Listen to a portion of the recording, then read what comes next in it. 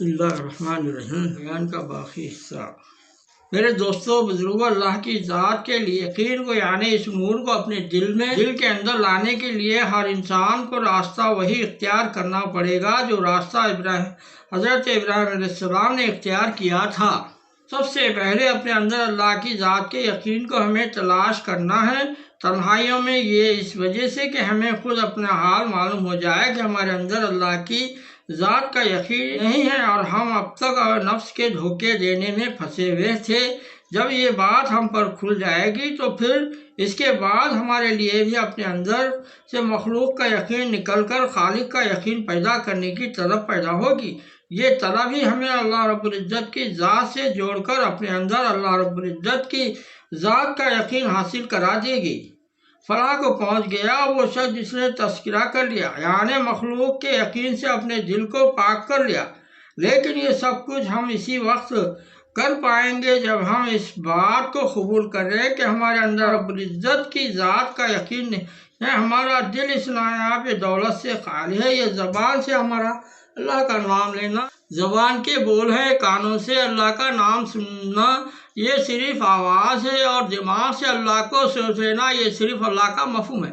इसे यकीन नहीं कहते, यकीन कहते हैं इसको जो इसके दिल में हो, और जो यकीन इसके दिल में होगा हालात के आने पर अपनी तरफ ले जाएगा।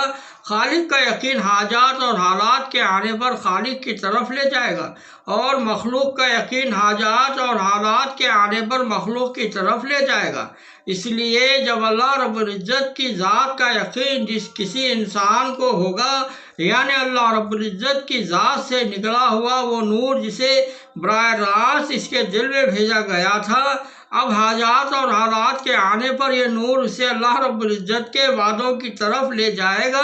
अल्लाह के वादे उसे अल्लाह के हुक्मों की तरफ ले जाएंगे और हुक्मों को पूरा करते ही अल्लाह रब्बुल इज़्ज़त की कुदरत से इसके हालात दूर हो जाएंगे और हाजात पूरी कर दी जाएगी, क्योंकि अल्लाह की कुदरत अल्लाह के वादों के साथ है, अल्लाह के वादे अल्लाह के हुक्मों के साथ है, अल्लाह के हुक्म अल्लाह की ज़ात के यकीन के साथ है।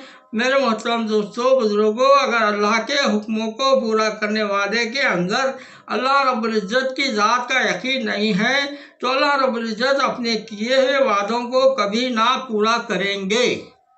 ना दुनिया के वादे पूरे होंगे ना आखिरत के वादे। इसलिए हम अपनी दुनिया और आखिरत को सामने रखकर अपने अंदर अपनी ज़रूरियात समझ के अल्लाह रब्बुल इज़्ज़त की ज़ात के यकीन को लाने की फ़िक्र करें, उस यकीन को मजबूत करें। रसूलुल्लाह सल्लल्लाहु अलैहि वसल्लम ने जो तरीक़ा बताया है उस पर अमल करें, जो आप सल्लल्लाहु अलैहि वसल्लम ने हिदायत वाला तरीक़ा दिए हैं उस पर अमल करें। सिर्फ ज़बान पर अल्लाह के बोल हैं, कानों में अल्लाह की आवाज़ है और दिमागों में अल्लाह का मफ़हूम है। जब तक हम इस बात को कबूल नहीं करेंगे उस वक्त तक हम अपने दिल के अंदर अल्लाह रब्बुल इज़्ज़त की ज़ात के यकीन की तलाश शुरू ही ना कर सकेंगे कि इस बात का कबूल करना हमारी नफ्स पर एक ज़बरदस्त चोट पहुँचाएगा।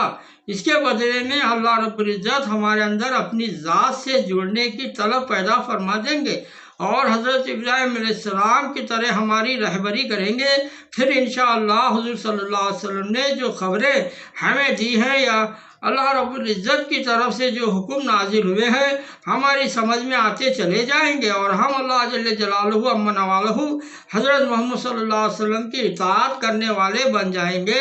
अब बात शुरू हो इससे पहले अपने आप को नफ्स के धोखे से निकालने के लिए कि हमारे अंदर क्या है और हमने मालूम होने को यानी इल्म ही को जो ईमान यकीन समझ रखा है, तो एक वाक़या हमारे सामने आ जावे जो शायद हमारी रहबरी कर सके। एक आदमी सर्दी की रात में अपनी दुकान बंद करके जब अपने घर वापस आता है तो घर के आंगन में अपनी बीवी और बच्चों को बैठा देखकर ये पूछता है कि इस ठंडी में तुम लोग आंगन में क्यों बैठे हो। इसकी बीवी जवाब देती है कि शाम के वक्त कमरे के अंदर एक लंबा सा काला रंग का सांप घुस गया है, इसी वजह से हम लोग यहाँ आंगन में बैठे हैं।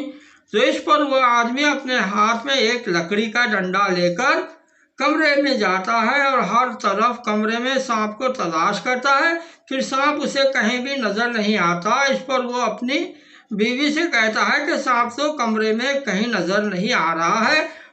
तो इसकी बीवी फिर कहती है कि अरे मैंने खुद अपनी आंखों से इस कमरे में जाते हुए देखा है, मैं कोई आपसे झूठ थोड़ी बोल रही हूँ। बच्चे भी यही कहते हैं, अबू हम लोगों ने भी कमरे ही में जाते हुए इसे देखा है। ये सुनकर वो आदमी फिर कमरे में जाता है और कमरे में रखा हुआ सामान निकाल कर आंगन में रखता जाता है, यहाँ तक कि पूरा कमरा सामान से खाली हो जाता है। फिर उसे सांप कहीं नजर नहीं आता। अब आंगन से एक एक सामान को खोलकर और झाड़कर फिर से कमरे में रख देता है। फिर सांप उसे फिर भी कहीं नहीं मिलता तो बीवी बच्चों को ये कहते हुए तसल्ली देता है कि तुम लोग देख नहीं पाए होगे, सांप तो इस नाली के रास्ते से निकल गया होगा। इस बात को सुनने के बाद इसकी बीवी और बच्चों को डर दूर हो जाता है। फिर रोजाना की तरह सारे लोग एक साथ बैठकर खाना खाते हैं। इसके बाद सब लोग सोने की तैयारी करके बिस्तर पर चले जाते हैं। ये आदमी भी अपने बिस्तर पर जाकर दुकान का हिसाब देखने लगता है।